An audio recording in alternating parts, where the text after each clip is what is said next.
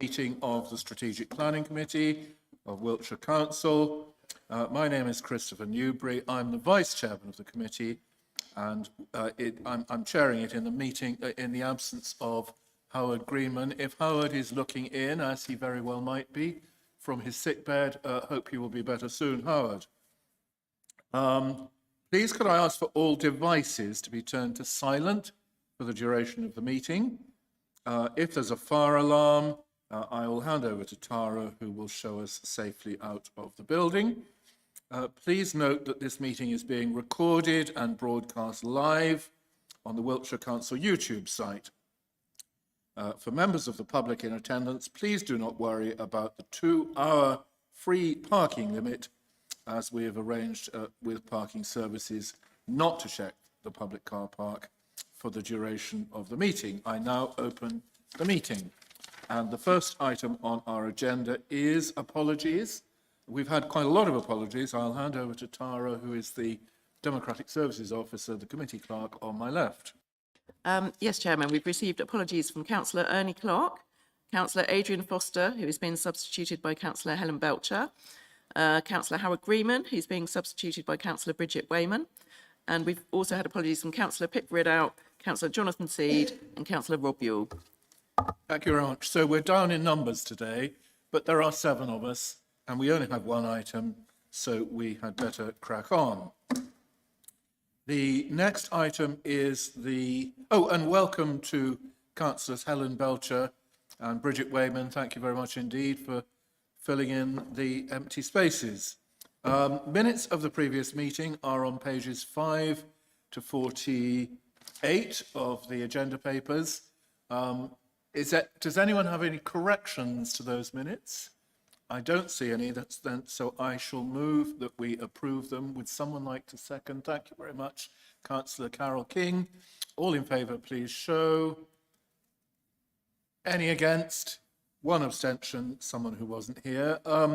The declarations of interest, this is only for members of Wiltshire Council. No one else present needs to declare any possible conflicts of interest. Are there any declarations of interest? And I'm looking around and not seeing any. The Chairman's announcements, I'm not aware of any, except that I will, under the next item, I will take us through the procedure that we use for determining anything on the agenda. So that takes us on to item 5.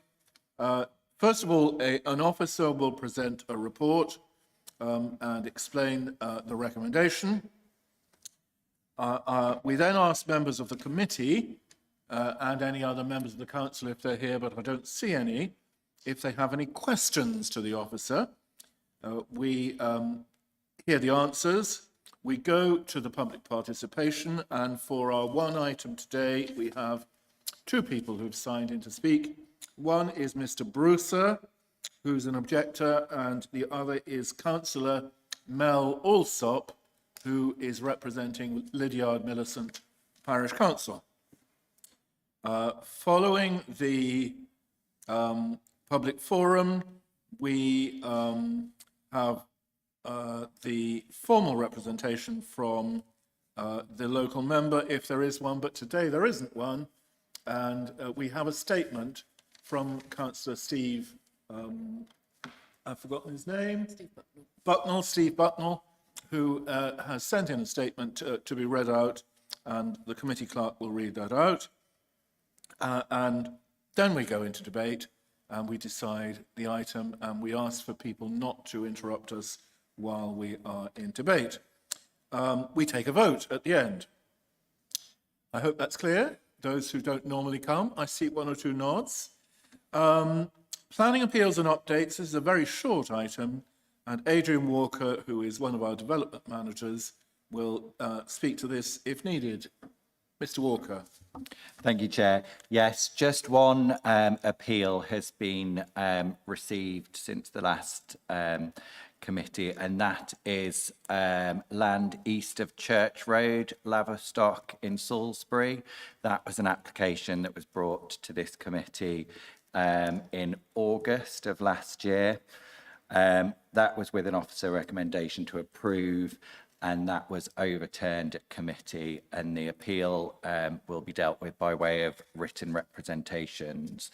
There's been no other planning appeals decided in that period.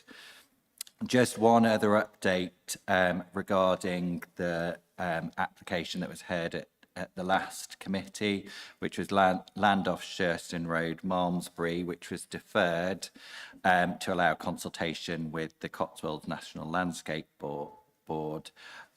We hadn't got the comments back from the National Landscape Board prior to the agenda being finalised for this meeting, so it's more than likely that that will come back to March's committee. That's very helpful. Thank you, Chair.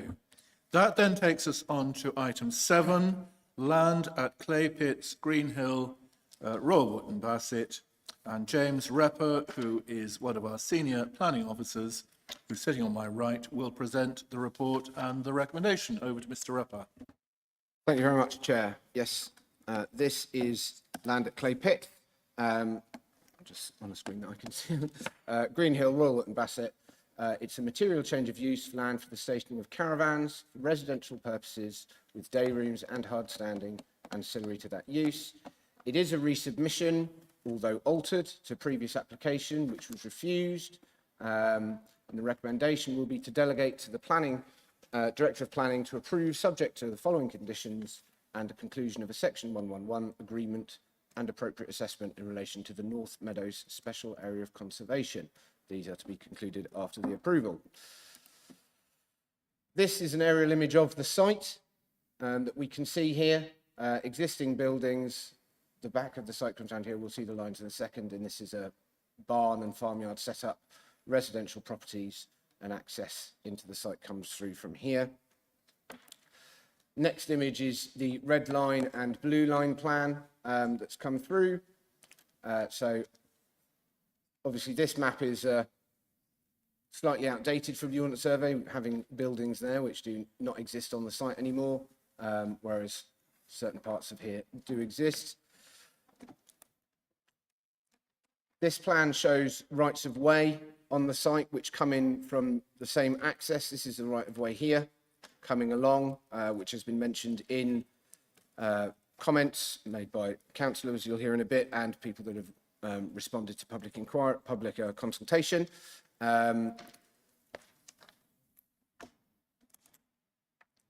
That's the existing site plan at the moment. As you can see, existing buildings, trees and such like there, and then the site's off the back. Here is our proposed site layout, which you'll see on the next slide where the previous application was, and this is moved well away from there. This is realistically where the development of the site will be going, other than the access coming through. We have 2 static caravans. The light blue are the touring caravans, and the pink are the day rooms, and then appropriate turning within and such like there. Previous application, as you can see, is far over, closer to the right of way along the bottom. And as we can see, there's existing, so the current site is up here. This is previous, and these are residential buildings here. Obviously, with such applications, we only have plans of the day rooms because they're the physical on there for elevations and such like. To go through the application itself, we did have a level of opposition as the reason why we are here, with a total of 32 letters of objection from members of the public and objections from the ward member and both Purton and Lydiard Millicent parish councils. We did not have any objections from technical consultees in this instance, unlike previous applications. And the only sort of suggested from Highways would be that within their comment that on normal sustainability grounds, the site is outside of any settlement boundary. However, we are in a position with Gypsy and Traveller sites similar to that of 5-year housing land supply, where we do not demonstrate a sufficient supply of sites And with the changes to the NPPF and the PPG, that puts us in similar situation as paragraph 11D. If sustainability grounds settlement boundary is the only issue against the application, it should be approved. As such, with the conditions suggested from the consultees, it's considered that there would not be sufficient harm in approving this site to significantly outweigh the benefits in policy terms that the site creates. So if I go through some of the photos of the site, this is the access that comes in off the road behind. This is also, you can see there is a stile just there, so it is also a pedestrian right of way that comes along, and the access will come through. Again, this is basically a immediate 180 from where I took the first photo. The proposals are the other side of this building and that tree. We've got residential property to the site here, and the right of way goes off in this location. Previous application was located, as we saw, this side of the buildings that were there. This is just the approach along towards those buildings where the access will go. Existing building on site. And the other, you can see the barn behind, outside of the site, that the site will back onto. Picture from outside, probably not quite on the right of way, but that would be the view from the right of way as it comes past. Again, this is just within the development. Obviously, it's not in marvellous condition. There is clear debris and detritus, probably left from previous occupations that I think have been dealt with by enforcement. Again, this is within the site, looking towards where the buildings will be, towards its edge, and this would be the view away from the site with the public right-of-way over here. There's another stile, which I'll show you a photo from in a moment. There we are. So this is stood at the stile. See, we can see the barn. You can see the tree that's within the site, so the development will be here. See, there is a residential property over there, and other residential properties over there. So whilst it will not be invisible from the public right-of-way, it's considered that given the topography, given the existing buildings that are there as well, the views from the right-of-way would not be considered particularly harmful, given the setting overall. Here is the access, again, actually off Green Hill Road. As we come down, obviously residential houses. It is a hamlet, it is not a small village, so in standard planning terms it is outside of settlement boundaries and would normally be considered an unsustainable location. However, with Gypsy and Traveller sites, they are normally considered to be in more rural locations, and as I say, due to the supply issue, if that is the only reason against an application, they should not be refused on those grounds. This is a photo from the road. As you can see, the barn, the tree, the buildings will be the other side of this. Again, it's considered from that public viewpoint, there would be no particular harm to landscape character and such like. That's the end of the slideshow. Any technical questions? Right. Do members have any questions to the officer? I'm not saying, Councillor Beryl, Bridget Wayman. Beryl? I do beg your pardon, Councillor Wayman.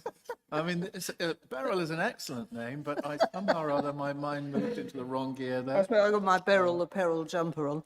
Okay, over to you. Thank you. I've just got a query about this biodiversity net gain, because we talk about, it says biodiversity net gain is a post-determination. Why? However, it says consideration should be given to how any proposed biodiversity net gain will be secured. Use of the expanded landscape condition may be appropriate in this case. What does all that mean?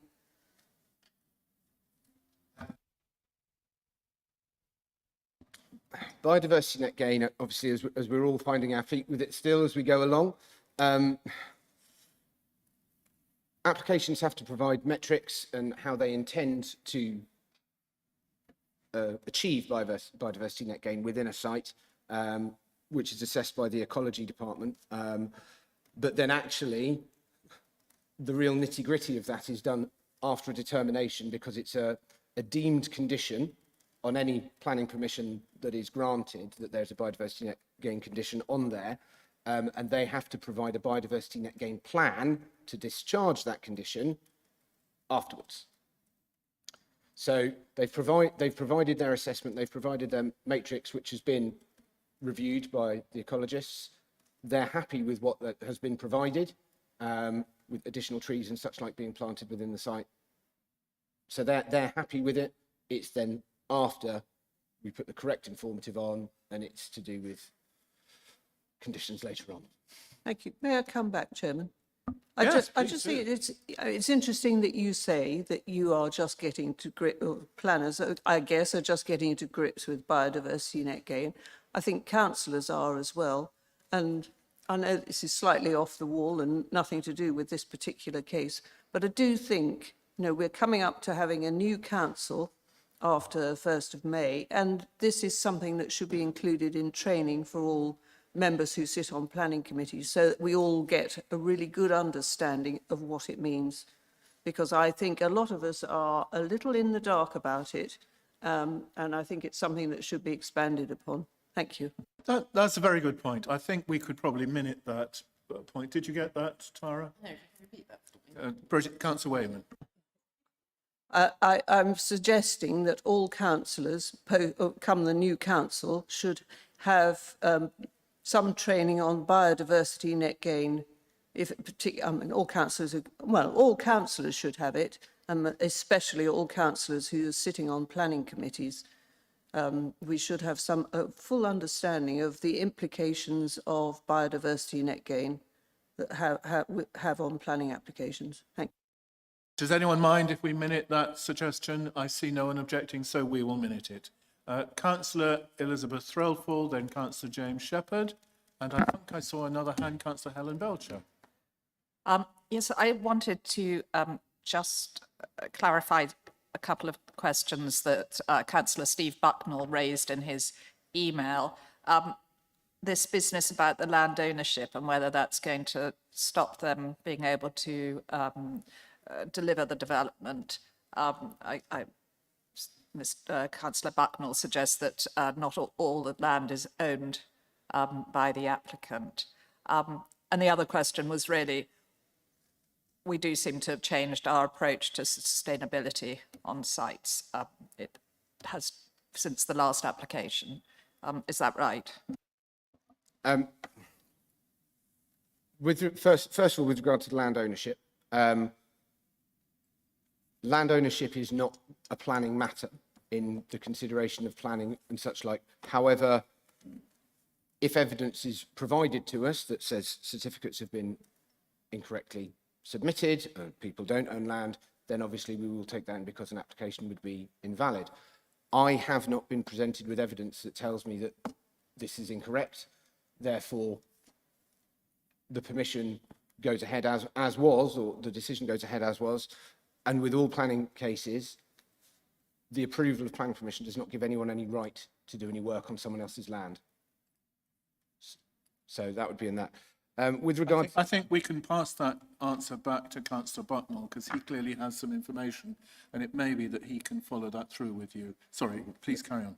No problem, Chair, thank you. With regard to sustainability with the site, it wasn't refused previously on sustainability grounds. It wasn't refused on the highways comment that it was non-sustainable before. There was a general selection of issues to do with the right-of-way, CP57 and such like from there. However, the situation we are in with regards to supply and the changes that have been made with the updated MPF and PPG and the changes to the definition of gypsies and travellers and qualifications and that has made more of an emphasis on the fact that we don't have a supply and does make it the same as with normal housing 5-year land supply where paragraph 11D is triggered. So if there are no other reasons to refusal beyond that, that then is missed, as it were. Please do, yes. Do we have a distance, sorry, I haven't spotted it in the document, from the nearest services? I suppose it would be Purton, would it, or? Page Wouldn't matter. 61, near Does the it- bottom of page 61. I was going to ask about that. It says the nearest settlements are Lydiard, Millicent and Purton, both within 2.5 kilometres. Sorry, could I just add on to that? I think one of the things that we looked at when looking at these applications are also appeal decisions that have come from the inspectors. One, which was the Grittenham one, which was sort of a similar distance away. Whilst that was dismissed by the inspector did consider the location, and it wasn't the location away from the settlement that application was refused by the inspector. So there is an expectation that these sorts of applications are slightly further away from urban settlements, and that's what we've taken from inspectors' decisions. I hope Councillor Shepherd and Councillor Belcher will forgive me, but I'd just like to pursue that point a little bit. Core Policy 47 is our main relevant policy, and its fifth point says that proposals need to be within, near to, or within existing settlements, within reasonable distance of a range of local services and community facilities, in particular schools and health services. And I am just wondering if that we're 2.5 kilometres away, which is not either in or near, and if that policy is overridden by something in the same way that the National Planning Policy Framework overrides things with the lack of a 5-year housing land supply, what is it that overrides that? Is there something in the National Planning Policy Framework that overrides it? Thank you, Chair. Realistically, the wordings of the policy have been, as with other policies, have been called into question. Could we have it on the screen? Could we see exactly what it says? Where is, I haven't got my report on this laptop. I've just got the slideshow on here. Oh, well, perhaps a little later. Apologies. Where it says within or near, where you said near to settlements. In or near to existing settlements? Yeah. Near is not a very specific term and is open to interpretation. What is near to one may not be near to another, which is where we then have deferred, as Adrian said, to inspectors' decisions and such like, and Grittenham being one that Adrian mentioned just there, where distances were very similar, and that was not considered an issue. That was considered acceptable, as with others. The actual distances that we have as are in the report, obviously, market town of Wootton Bassett, approximately 3.5 kilometres away, with the nearest supermarket 3.8 kilometres away. Lydiard Millicent Primary Schools 2.7 kilometres, and there is a bus stop 1.3 kilometres. It is noted there are no pedestrian pavements or any of the routes towards that bus stop or anything like that. However, within the balancing exercise that we take as officers in relation to policy, in relation to responses, those are considered to fall within relatively near. They're not considered to be extremely far out, but then, as always with paragraph 11D, settlement boundaries where there is a shortage carry less weight. And what policy establishes that? There must be something that says there's less weight to be given to that. NPPF paragraph 11. Okay, that's helpful. Right, now let's go to the other questions. I've got Councillor Shepherd and then Councillor Belcher. Thank you very much, Chairman. And the proximity to services was one of my questions as well, so thank you for answering that. The other query I have really was on the ecology report. And perhaps you could explain this term to me, because it says the ecology reports have been updated and the grassland has been recategorised to other neutral grasslands. And I've never come across this term of other neutral grasslands. I was just really wondering what that would mean. Thank you. Thanks, sir. Yeah, the original paperwork that was sent through with the application, our ecologist disagreed with how the grasses had been identified.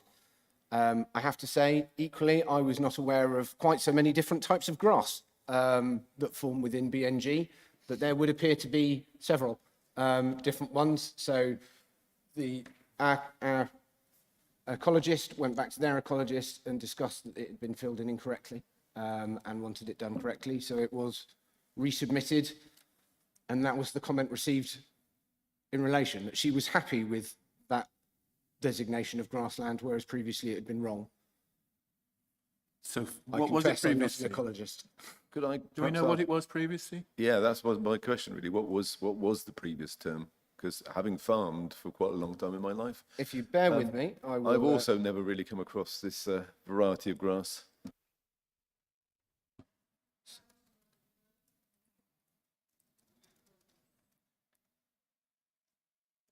I think when it comes to these classifications, a lot to do with it is to when you calculate the baseline for the biodiversity unit. So one type of grassland is likely to have a higher biodiversity value than another type of grassland.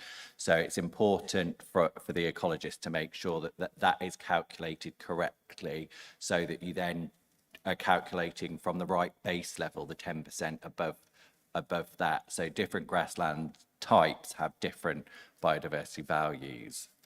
Thank you. It sounds to me like grassland with lots of holes in it. Yeah, it probably is. I mean, I'm not, as James says, neither of us are ecologists, and it does get quite technical, but it's about, I think, really the amount of biodiversity that is contained within the different, there's hundreds of different biodiversity habitats.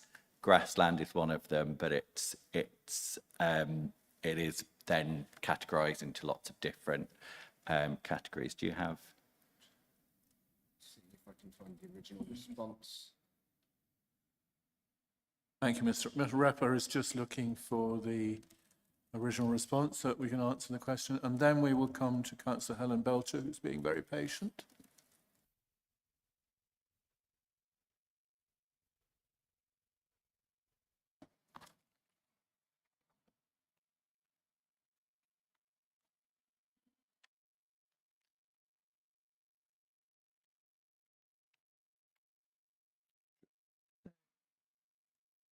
It's Yes. Apologies. So reading from the original comment from the ecologist, preliminary ecology appraisal states that lowland, dry, acidic grassland, a priority habitat, is present on site. However, a suitable mitigation compensation strategy has not been provided for anticipated loss of this habitat. Furthermore, it's not been demonstrated an early mature goat willow tree can be retained. That was something else that responded. Trying to see where they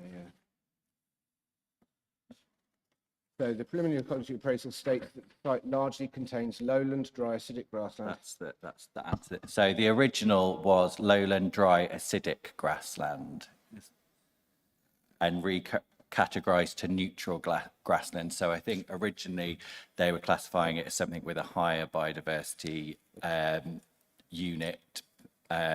So it was recategorized, and that was agreed by the ecologist.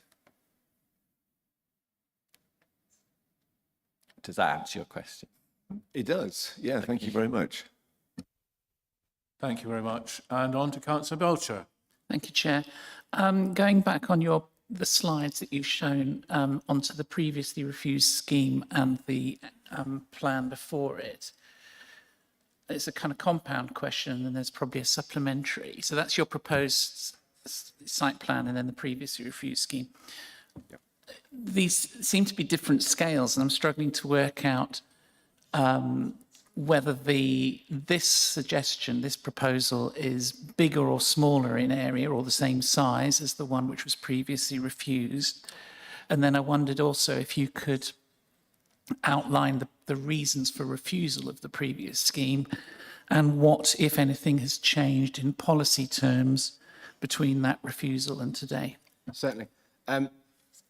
The red line, as you'll hear in Councillor Buckman's statement, because he's measured them as well, the current red line is 0.33 of an acre, whereas the previous red line was 0.34 of an acre. So very little in difference. There is more access track to this one, but realistically, the sites are similar in overall size. You have got within the new scheme, there is a level of planting and such like to do with the BNG stuff. So there's a level of that taken into account, which adds further screening. On the previous application, we've got a hedge and then a line of trees there as protection from the right of way. For the previous reasons for refusal, there were 7 in total on the last one. Reason 1, owing to scale, landscape design, siting in an open field, proposed development. Could you give us a page number so that people? Oh, sorry, no, this is the previous decision notice for the refused application, We don't have it in the report. which is not in the report, no. So, proposed development will result in urbanisation of the site, unacceptable impact on local character and appearance of the countryside, including views from the rights-of-way network. The development would fail to integrate effectively into its surroundings, conserving or enhancing the landscape character, making it a breach of core policies 47, 6 and 8, 51, 2 and 3, overall owners of 57 of parts 1, 3 and 6, paragraph 130 A, B and C and 174B of the NPPF. So that was the first reason for refusal. Size of the application red line is excessive, includes large areas of land not required to deliver the proposed development. And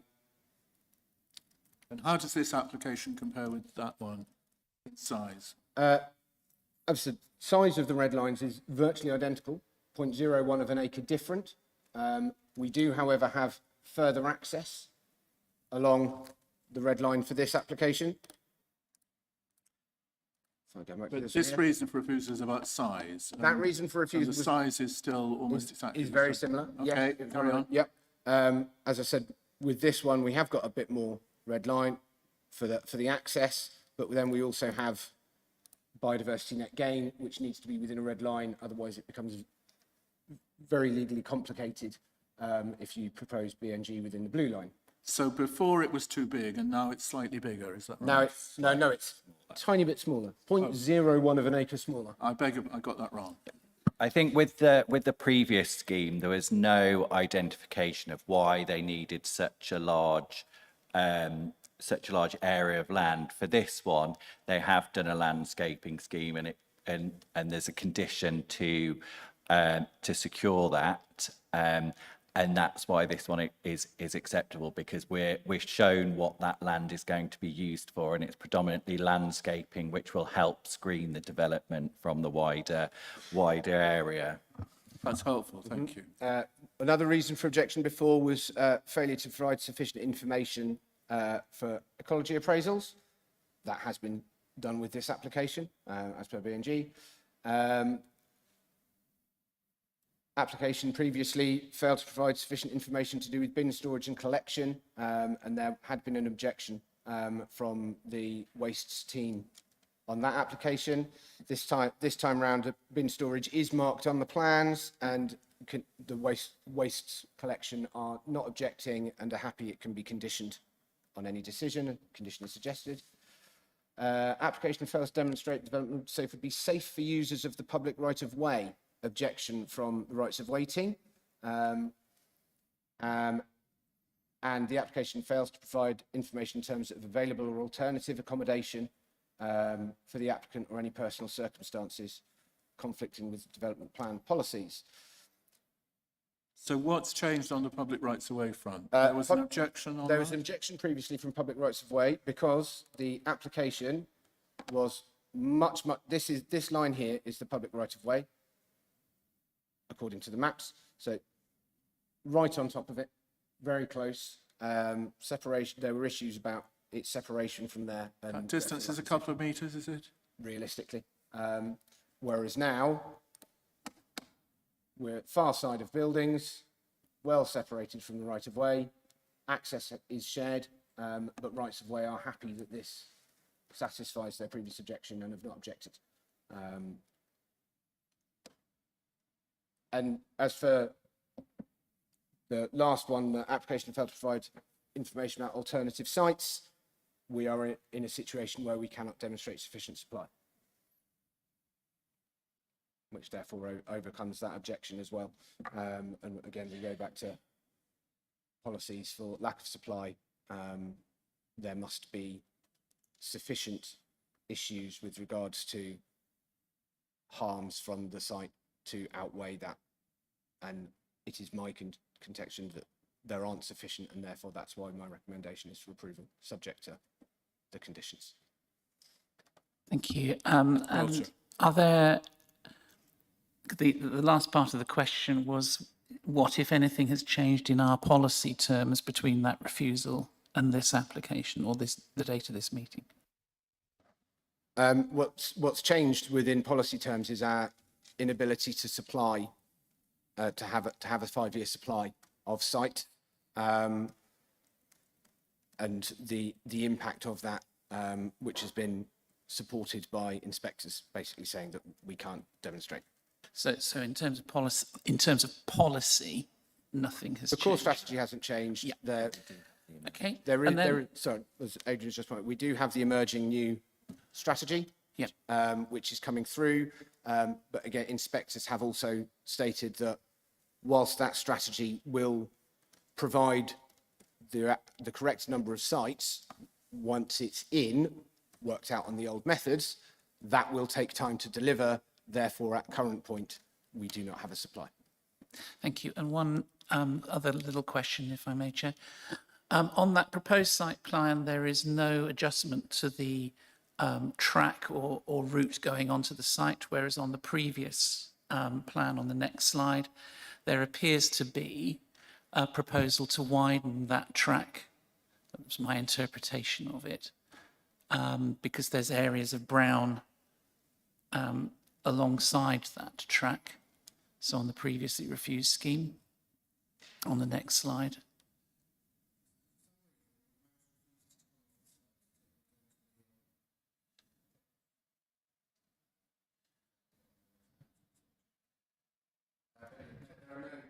So that brown area there to the south side of the track indicates that there's a widening of the track, but that's not being proposed now. Has that got any effect?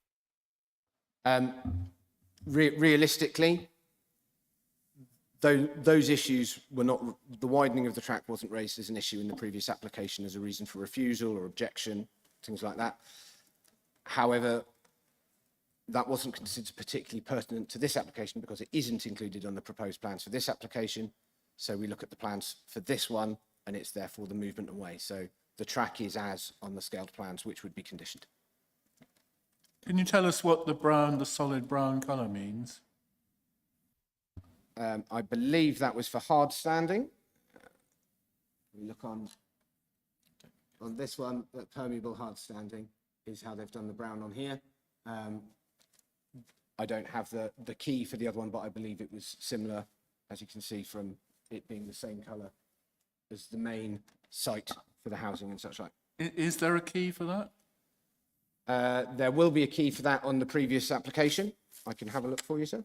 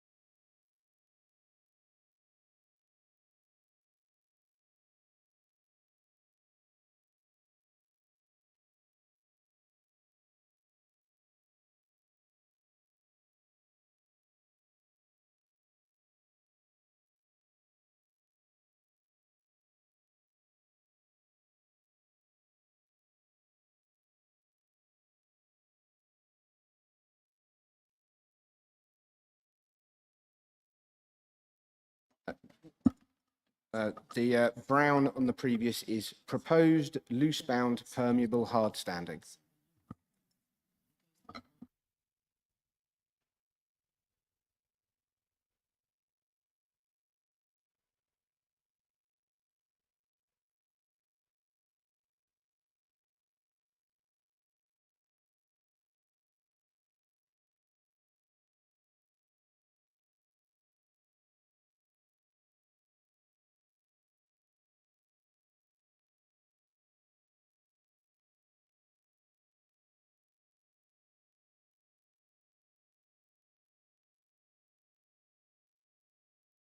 Are we there?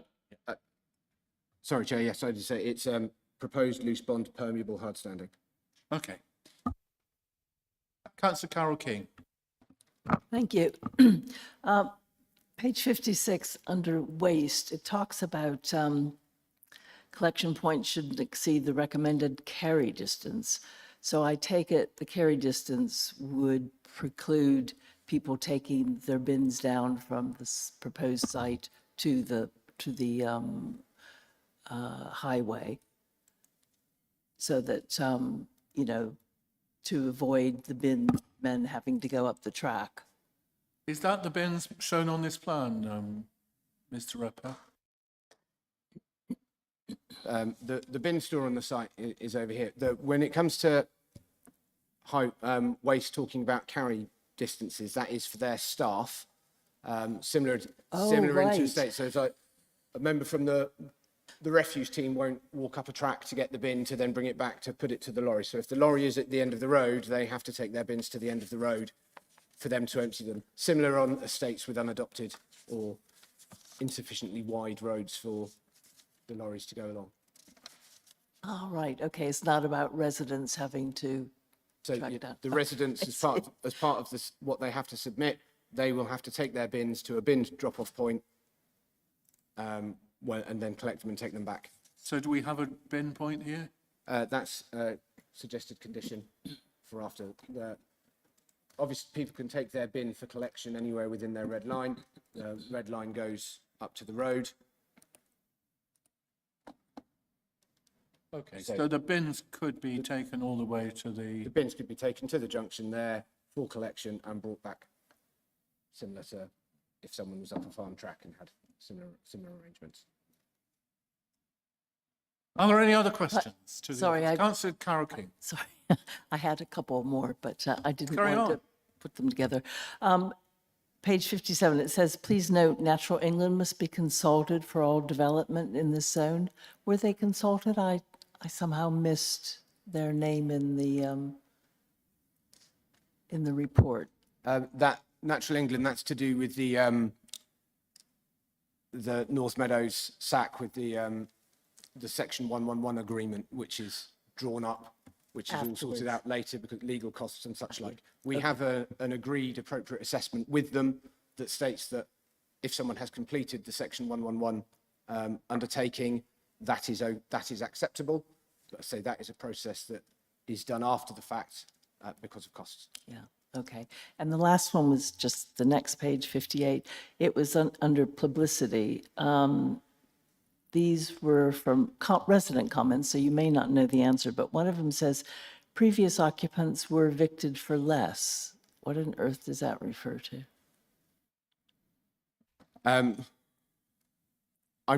The site obviously has a history and there's been occupation of the site and use of the site without planning permission, and the enforcement team have been involved over the course of a fair few years, so they've been removed. There were caravans on the site previously which had no permission to be there and been made to be removed. Beyond that, can't comment more. If there are no other questions, we'll go on to the public forum. And the first speaker is Mike Bruiser. And you have up to 3 minutes, Mr. Bruiser. Beg your pardon, you need to press a button and get a red light, and we won't start the clock until It's you the right start. button. All right. Hello. Speaking as a resident who knows the area well and with nearly 50 years' experience of drawing up plans and who is directly affected by this proposal, I felt I had to attend this session to object. The proposed location for the caravans is on the edge of a steep incline into the clay pit. That gives the land its name. And a substantial amount of groundwork will be required to level the site in order to make it safe. I have documentation and video footage relating to this, which I can happily make available.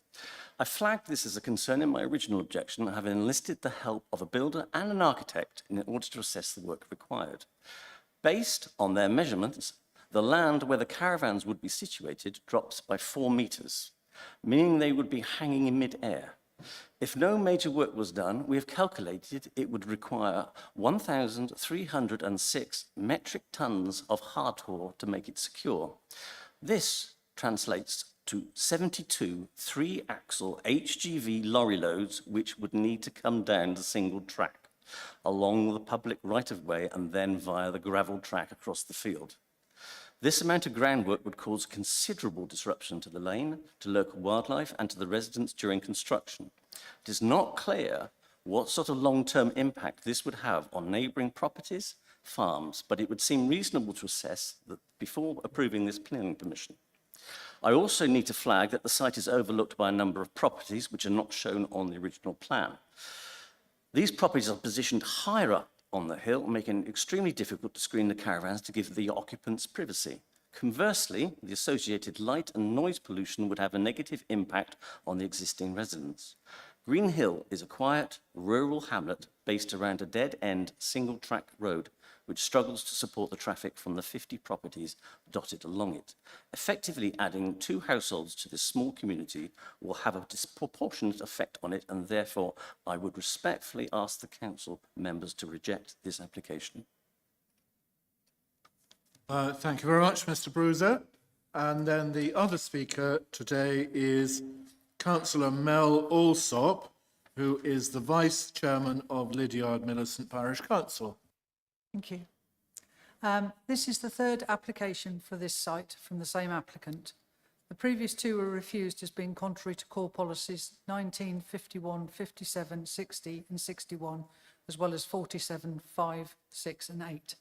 We do not see that this application, which simply changes the location of the caravans on the site, has mitigated any of those objections.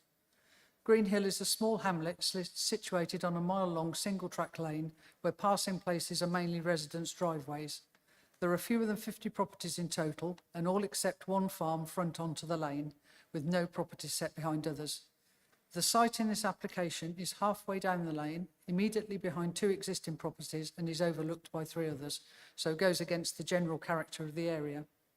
Access to facilities in Lydiard, Millicent, Purton or Wootton Bassett is via roads with no pavements, so journeys to these locations are typically by car. There is a bus stop at the top of Green Hill, 1.3 kilometres from the site, but the infrequent bus service from here runs between Swindon and Cricklade and does not access Wootton Bassett. The planning report for this application does not mention that this piece of land was subject to an enforcement notice in 2018 for the removal of 2 caravans, which were occupied by an elderly lady who owned the land and her daughter who moved onto the site to look after her. Reasons given for the enforcement were that the development was contrary to core policies 1, 2, 19, 48, 51, 57, 60 and 61, and all of these reasons still apply. The enforcement notice stated, the council does not consider that planning permission should be given because planning conditions could not overcome these objections to the development. Based on the original reasons for enforcement, the site is not suitable for development of any kind. The planning report concludes that this proposal would broadly accord with core policy 47 criterion 5. We would argue strenuously that the proposal does not broadly accord with this policy. And the decision notice in 2022 includes the site is not considered to be within reasonable distance of service and facilities, in particular schools and essential health services, and is therefore contrary to this policy. The decision notices for both previous applications also state they are contrary to core policy 47, 6 and 8 due to the impact they would have on the surrounding area, and we believe that this still applies. Furthermore, we believe the latest application is contrary to core policy 47.7 because the new location is overlooked by 3 houses which are situated on higher ground to the north of the site. Policy 47 also states new development should not be situated in should be situated in sustainable locations with preference generally given to previous developed land or a vacant or derelict site in need of renewal. The proposed land is a greenfield site and is shown as not a sustainable location. We understand that the applicant does not reside in Wiltshire, and the planning officer uses the latest GTAA report as evidence that further pitches are required, but fails to highlight that it also states ORS have found no firm evidence from other local studies that have been completed recently of any households wishing to move to Wiltshire. And it goes on to say, it is important to note that any applications for new sites or additional pitches as a result of in-migration should be seen as windfall need and should be dealt with by criteria-based local plan policies. If permission for this site will not make any difference to the quota, If permission is given for this site, it will not make any difference to the quota identified by the GTAA report, as this was the case for the previous application and pointed out then by spatial planning. The 23 decision notice also states the application fails to provide any information in terms of availability of alternative accommodation for the applicant or any personal circumstances. The conflict with the development plan policies and material considerations is therefore not outweighed. There is nothing in this application that provides this information either.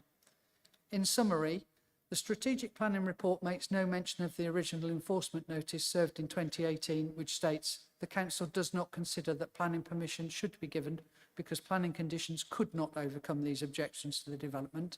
The core policies referred to in the enforcement notice still apply. Previous applications for this site have been refused as they failed to meet core policy 47, and this application has not addressed that. And if permission is granted, this will merely be classed as a windfall site and will not reduce the number of pitches identified in the report. Wiltshire core strategy has not changed since the original enforcement order. All these applications were submitted. There is no proven need from the applicant, and we believe this is a speculative application and respectfully request that the Planning Committee vote to refuse it. Thank you very much, Councillor Alsop. And we will in a minute hear from the local member. Tara will read out his statement, but I'm just going to invite Mr. Repper to reply to the main points raised in the open forum. Thank you very much, Mr. Chairman. As detailed in my report, which I'm sure councillors have obviously members have had a look through, the 9 policy points of CP47 are addressed and opinions given upon them. The significant difference in situation since 2018 and 2022 is the lack of supply of sites and the consequences that brings when it comes to the sustainability of the site. 2018, when there were principal objections, you can't overcome principal issues with conditions. However, due to the lack of supply of sites, as confirmed by inspectors during the time period since, that sustainability objection for settlement boundaries and such like has been significantly reduced in weight. Therefore, as commented in the response in the report, why I believe that the harms are outweighed by the benefits in that regard. Thank you very much. I think you said that came from paragraph 11 of the NPPF. Have you managed to find that, and can you read it out to us?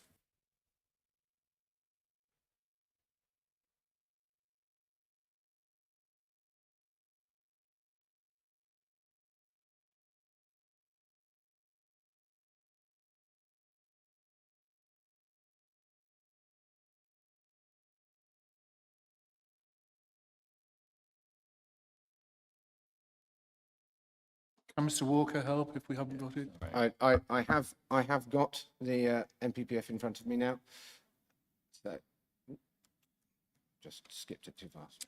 Right.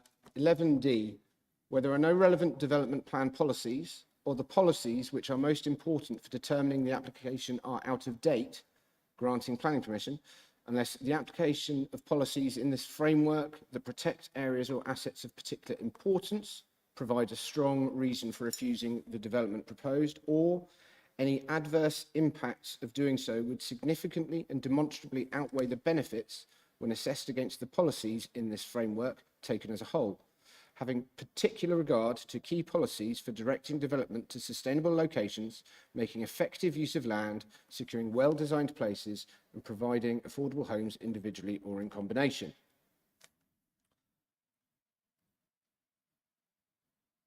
That is plan. The heading of 11 is plans and decisions should apply on a presumption in favour of sustainable development. Okay, so that doesn't override core policy 47, looking for sustainable development, does it? So it does. So what essentially that says is where we cannot meet a 5-year supply, and this is whether it's housing or gypsy and traveller sites, where we can't demonstrate that, it means that our local plan policies essentially are out of date. Does it say, could you read out the bit that says that, please? So 11D, where there are no relevant development plan policies or the policies of which are most important for determining the application are out of date. And is that the case here? Yes, and then there's a footnote, which is 8. This includes applications involving the provision of housing, which includes gypsy and traveller sites, situations where the local planning authority cannot demonstrate a 5-year supply of deliverable housing sites. So it doesn't say gypsy and traveller sites, but you No, believe but it includes it. it does include It that. infers that- It is housing, and this is providing housing. This is where somebody lives, so it falls within the same umbrella where we have to provide 5-year supply of gypsy and traveller sites, and which is why we're doing the gypsy and traveller plan, which is emerging to address that. Okay, I think that this is complicated, but I think we're starting to understand it. So it's if this is the case, it's partly Wiltshire Council's fault for having policies that are out of date. And when did they become out of date? So basically, we have our policy regarding gypsy and traveller sites in our local plan did identify sites to enable us to meet that 5-year house supply. Unfortunately, appeal decisions have then said that we are not. They've done further digging into that, and we are now considered that we don't. Our local plan does not allow for that 5-year of site allocation, which is why we're doing the gypsy and traveller new planning policy. Okay, but is core policy 47 out of date? Yes, It is. yes. And when did it become out of date? So it's been classed as out of date and in recent appeal decisions. So certainly the one that I'm thinking of is the Grittenham one, where that was considered, where we're not basically meeting our 5-year housing land supply. I think else is it in that bit there? Out of date is usually to do with how old the local plan is, isn't it? It's whether it's meeting our statutory requirements to provide 5-year housing land supply in relation to paragraph 11D of the MPPF, which we've just read out. So if it had been adopted a month ago, it would still be out of date, would it? It shouldn't have been adopted if it wasn't making the provisions for a 5-year supply of housing. So it's just that we seem to have two completely different issues here. Whether the policy supplies enough housing, and core policy 47 is not about that, is it? Core policy is a general policy. And then the issue of being out of date. And I'm just trying to tease out whether core policy 47 is out of date, and if it is, when it became out of date. So it is considered to be out of date, and it has to be looked at the local plan as a whole, which did identify sites for gypsy and travellers, but now due to recent appeal decisions, which have said actually you're not in our GTAA, which is our allocations for that, which gets updated every I think it's 4 years. So do those appeal decisions say this policy is out of date? Yes, they will do. They will do. Well, they do, yes. I haven't obviously got that in front of me right now, but I can probably find it. I have a lot of sympathy for planners and members who are struggling with a very difficult set of, how should we put it, regulatory controls. But there we are. Okay, well, we've done our best to answer If I may, Mr. Chair. Please, Mr. Rupp. If I read the actual, the conclusion from the full comment received from the spatial team that deals with gypsy and traveller sites, the proposal would broadly accord with core policy 47, criterion 5. Other consultees will be best placed to comment on the proposal's compliance with the remaining locational criteria in the policy. Pitch requirements for the north and west housing market area set in the core strategy have been met, but the 2024 GTAA identifies a more up-to-date accommodation need for gypsies and travellers that meet the planning definition, and this need has not been met. The emerging DPD identifies sufficient sites to demonstrate a 5-year supply against its pitch target, but carries very limited weight at the current time. What puzzles me about that is that they say that this application broadly complies with point 5, because this is not in or near an existing settlement, is it? Anyway, we'll deal with that in the debate. Okay, we've done our best to answer the points raised in the open forum. I'll now get Tara to read out the statement from Councillor Steve Bucknell, who is the local member. Thank you, Chairman. I'll just read it exactly as is. I'm afraid that work commitments prevent me from attending the Strategic Planning Committee in person, and would be grateful if the following could be read out on my behalf. This application is almost a carbon copy of previous applications. Indeed, it is a resubmission of PL 2023-04820 for use of this land for a gypsy and traveller site. Each application has, like this one, been poorly prepared, badly evidenced and lacking in accurate information needed to make an informed decision. Each application has also seen overwhelming numbers of objections from local residents, Lydiard Millicent Parish Council and Purton Parish Council. Previous applications have all been refused.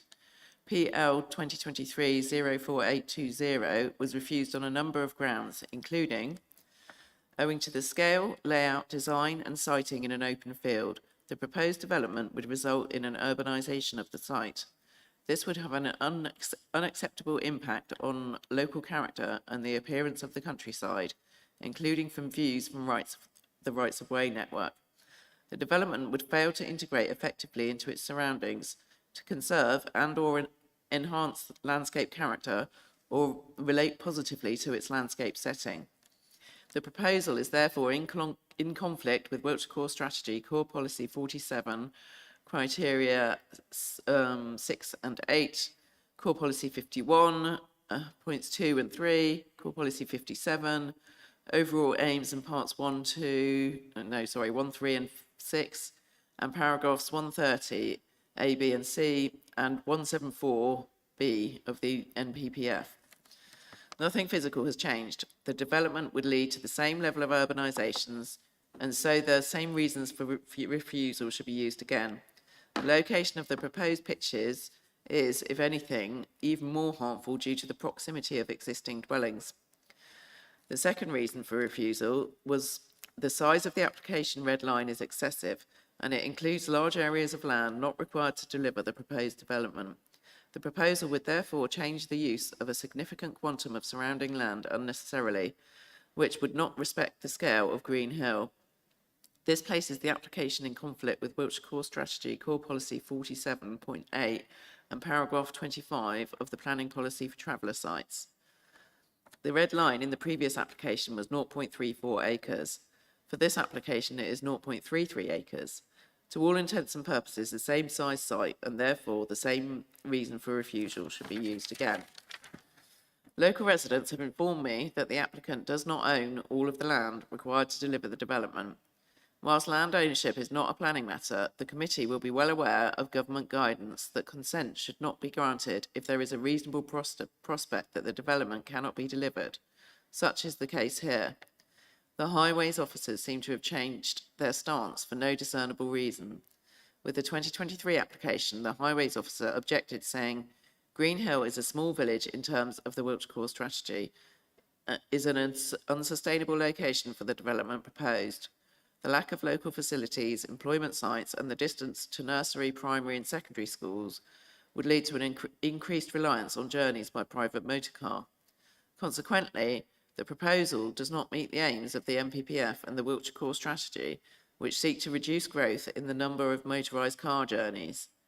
The development would be contrary to core policies 1, 2, 19, 60 and 61 of the Wiltshire Core Strategy 2015 and paragraphs 104, 105, 110 and 112 of the NPPF. For this application, the Highways Officer seems to have failed to consider this policy area entirely. Residents are, understandably, confused and suspicious as to Wiltshire Council's change of stance, and I would urge members to restore the public's faith by refusing the application on the grounds above. Thank you, Tara. Let me go back to Mr. Repper. If we were to seek to refuse this, as suggested by the local member, is there anything there that we would definitely go down on costs on?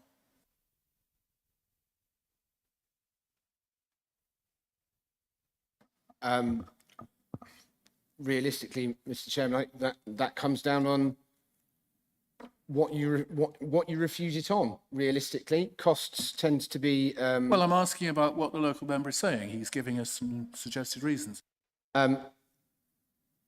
Costs are normally awarded if there has been unreasonable behaviour demonstrated. Yeah, exactly. Whether it is considered unreasonable behaviour to go against the comments of the consultees, Highways, for example, who obviously Councillor Bucknell is mentioning there, have changed their stance, in his words. Well, they clearly have, haven't they? The comments from Highways specifically, if I go back to them in the report,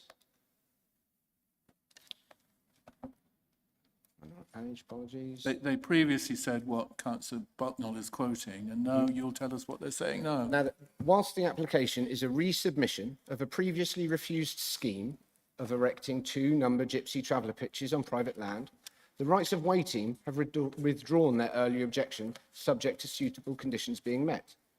Any grant of planning permission would result in the establishment of additional 2 number dwellings remote from any development boundary. However, if policy compliant as a suitable pitch site, I have no highway objections to raise on access and the local highway network in terms of vehicle movements. Okay, well, that's only about access and the local highway network. It's not about the other issues that are quoted by Councillor Bucknell from the previous comments. But his previous comments were policy saying it wasn't compliant as a suitable pitch. It certainly is very complicated, but anyway, you've answered my question, and I think that takes us into the debate. So I'm looking for someone to open the debate and perhaps move something over to the committee. Councillor Helen Belcher. Actually, Chair, I have another technical question which was spurred by the comment from the Member of Public, and apologies I didn't catch Yeah, your we've got name. time. We're quite happy to take a question. The resident made a note of the height differences across various parts of the site. Having checked on the application itself, there is no indication of topography in terms of changes of height across the site. There is no indication of how the site itself is proposed to be. Does it sit flat on the ground? Is it supposed to be level or anything like that? Having looked at the Ordnance Survey map and appreciating that contour lines are an approximation, but it does appear very clear from the Ordnance Survey map that the site drops 5 metres, around 5 metres, across the length of the site, which is about 10 to 12 metres, which immediately places it on a very steep slope, as the resident says.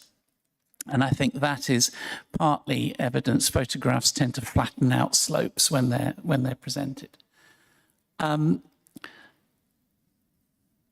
what extent can the lack of information about the topography of the site in the application be taken into account, and to what extent can the clear, obvious difficulties in constructing any kind of level site, which would be required for the caravans, to what extent can the difficulties in creating that level pitch be taken into account?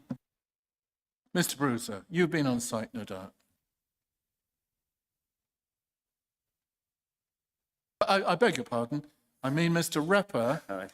Mr. Bruiser was the objector who told us about it. Yes. Mr. Repper is the case officer, and I take it you've been on site, and can you tell us about I it? have indeed been on site. I took these photos myself when I was there. Yes, you are right. Obviously, photos do have a marvellous way of not really representing everything that you can see. I think even on this photo, we can see there is considerable drop-off coming, especially down that way and over here. On the next slide, you can see the edge for the clay pit coming round, which does arc round here, where you can see that there. So That's not the application site, though. The application application site site is in the there. distance. That's the tree that's in it, the barn just behind. This is taken from the public right-of-way that would look towards, from the style looking towards the site where you can see it within there. So the buildings are in this section over here. There, as with all sites, there is a level of build that needs to be done. Topographical surveys and cross-sections are not an absolute requirement for planning applications. They were not provided in this case. It was felt from my time on site when I was there that whilst the site does need quite a lot of clearance, there's still a reasonable amount of level space there. And whilst I appreciate the gentleman's comments about the number of lines, if you were building everything up to be a perfectly flat site across the amount of hardcore he was suggesting, that would be considered an unusual way to build something like that. The whole site does not need to be level. And that is considered when looking at the site in the whole and looking at the, I'll come back trying to show the site there. We've got, oh, sorry, I'm looking at two different screens, so I'm moving the mouse. So the photos I have taken are stood in and around here, and the photo looking down towards the gap was around here, level with the tree. Yes, works will need to be done, but in my estimation, it was not considered to be overly significant against the impact of landscape harm. I felt it was acceptable. There are also a number of conditions that are proposed. One which does require the details of level of compaction and cross sections through the proposed gravel area, and the other which requires all hard and soft landscaping to be submitted and approved. So we will get more details of that through the discharge of those conditions. Okay, thank you for the question, Councillor Belcher. I hope that answers it as best it can be answered today. I'm not sure. I'm going back to the committee and looking for somebody to move something. Councillor James Shepherd. Thank you very much. I'm very concerned about this particular site. I think it's very unsuitable in so many different ways. As always, we are under the constraints of the 5-year land supply, which has been changed in the last year from a 4-year, which we were adequate. Then all of a sudden, we're now at a 5-year land supply, which we're not, which opens up to a lot of, would I say, interesting development approaching this committee.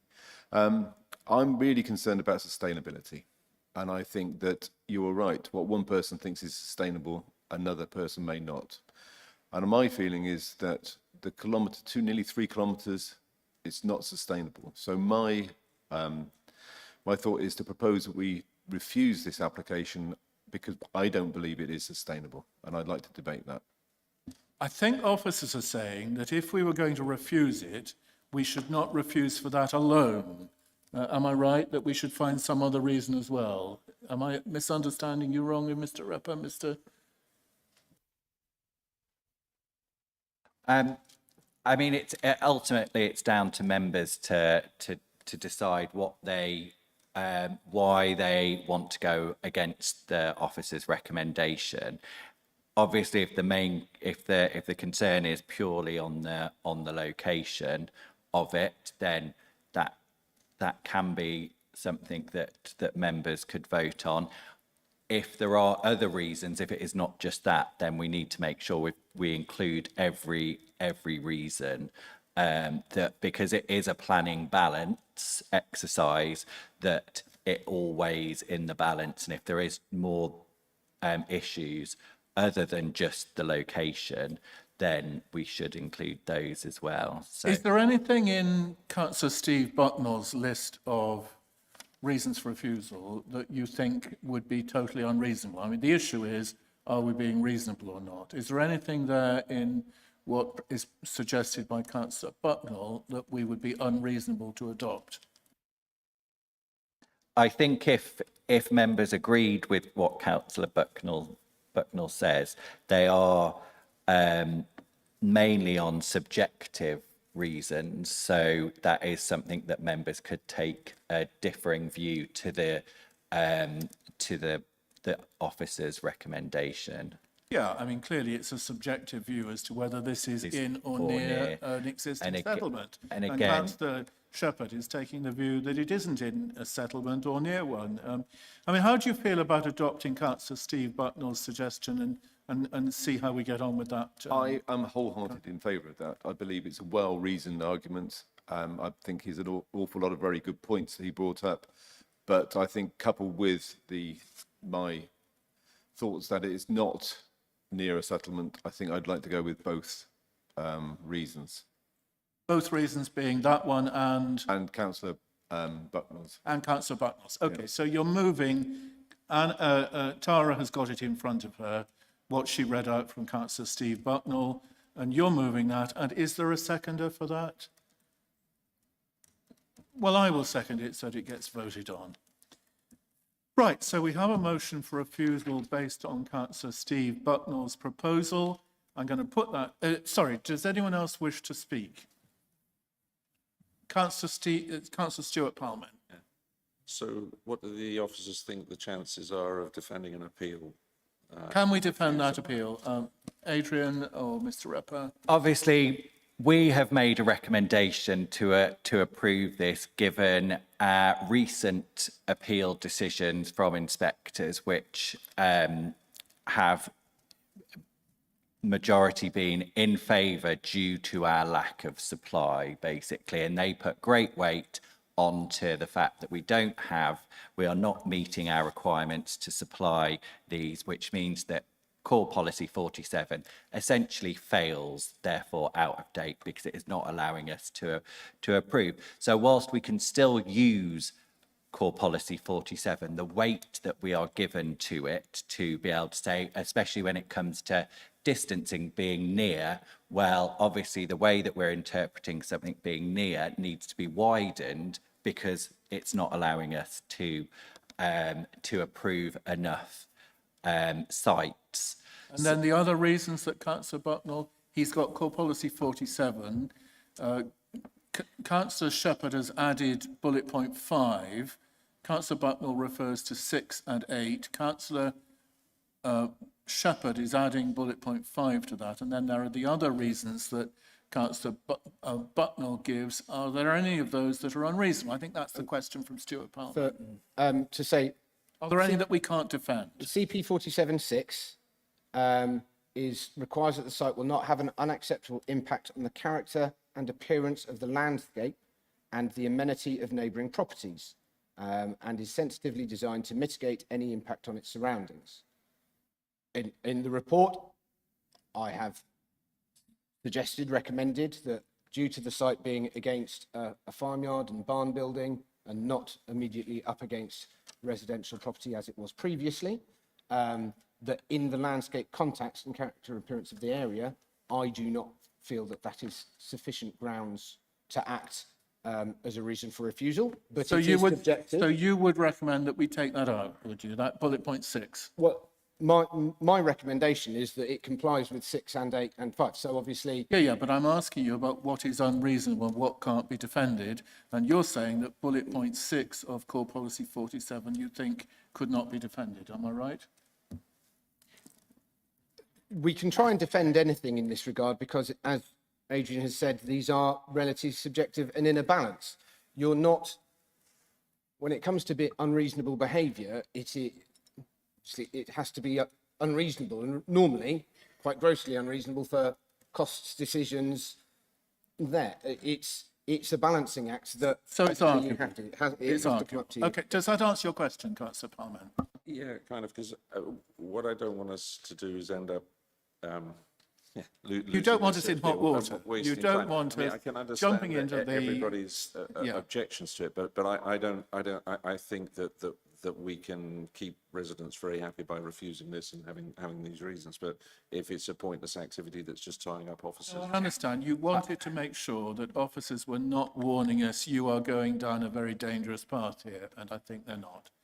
Right. Does anyone else wish to speak or to ask any questions before we go to the vote? Councillor Belcher. Yep, can you remind us of the points of rejection again, please? So we've got Tara, clarity. could you refer us to Councillor Bucknell's recommended reasons for refusal, adding in bullet point 5 of Core Policy 47?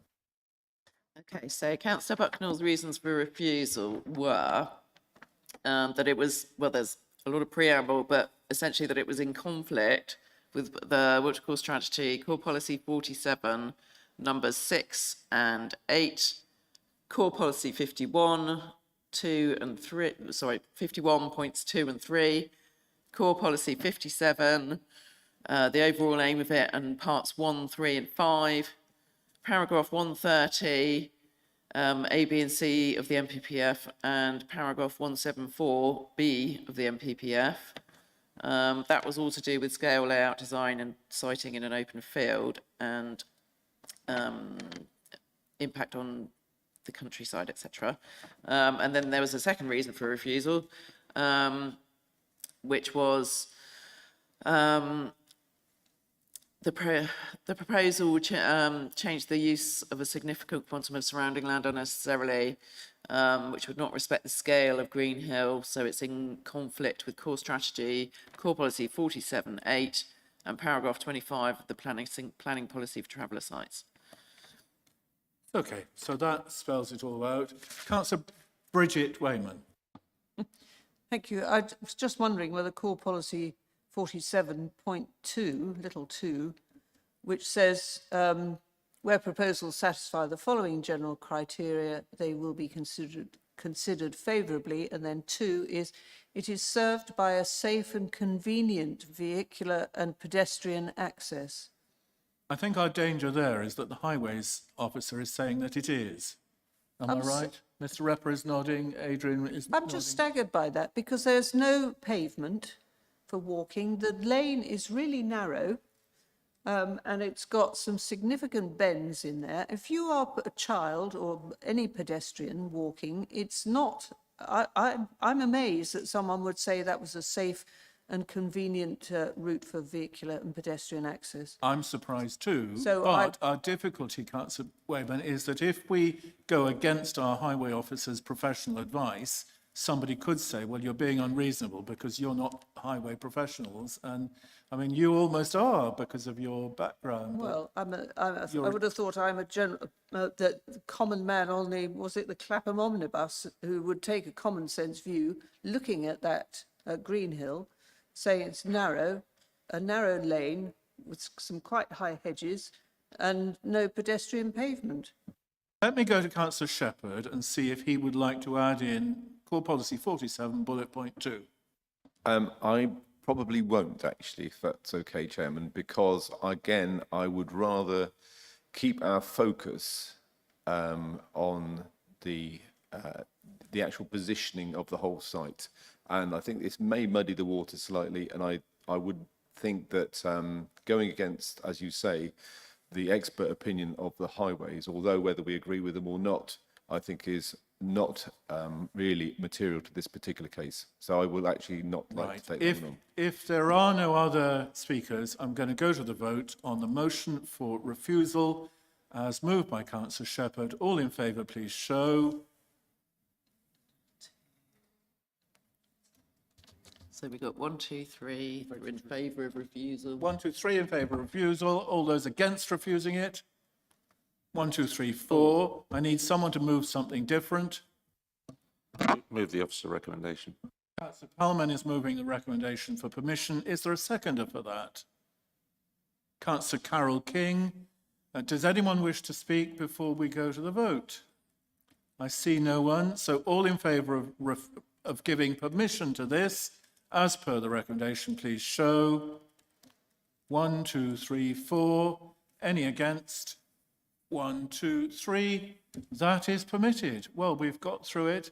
Thank you to the members of the public and the parish council for coming along to help us with that.